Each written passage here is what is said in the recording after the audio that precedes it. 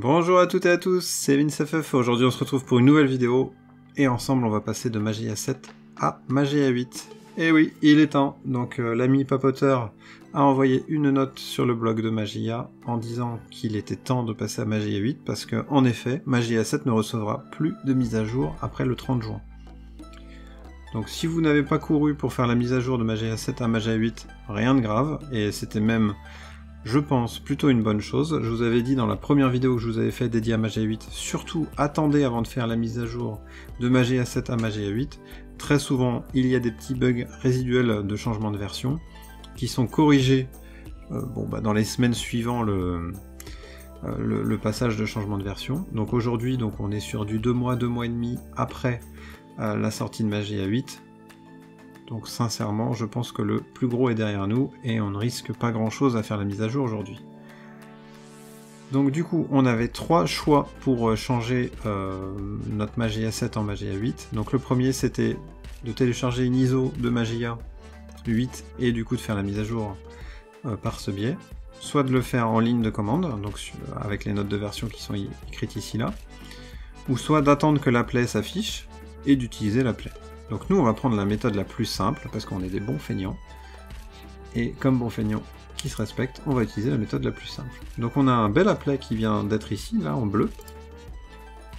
Donc on clique dessus, le Magia Applet.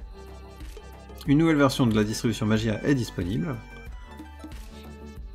Et du coup, on est parti. Donc voulez-vous migrer vers la nouvelle version de Magia 8? Oui. Télécharger tous les paquets avant d'installer. Non, pas forcément, on va l'installer en direct. Cette mise à niveau requiert une connexion réseau haut débit. Pas de problème. Les données téléchargées seront estimées à 6 Go. Pas de problème non plus. On doit fermer toutes les autres applications, donc là, pas de souci. Donc on est parti. On met le mot de passe route. Et feu à volonté. On va le laisser du coup faire ce qu'il a à faire. On va le laisser faire la mise à jour et je pense qu'on va se retrouver avec un petit redémarrage sous Magia 8. En espérant que tout se passe bien. Bon, je ne croise pas les doigts. Je pense qu'il n'y a pas besoin. Bon, sur ce, je vous dis à tout de suite.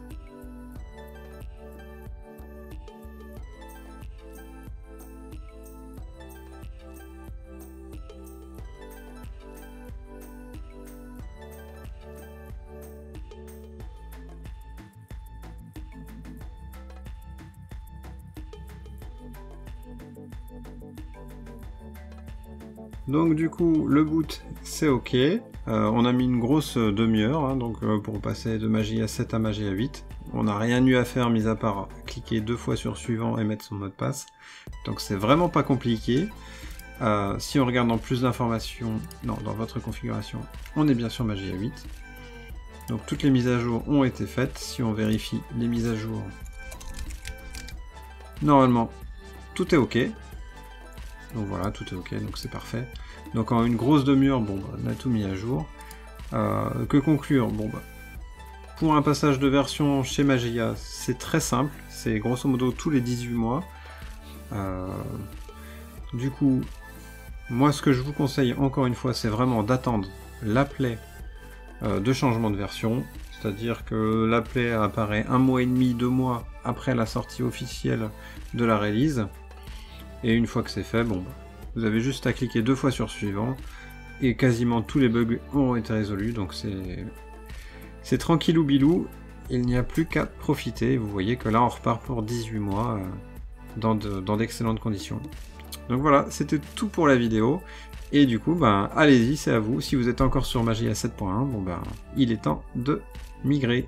Sur ce, je vous dis tchuss, allez à plus.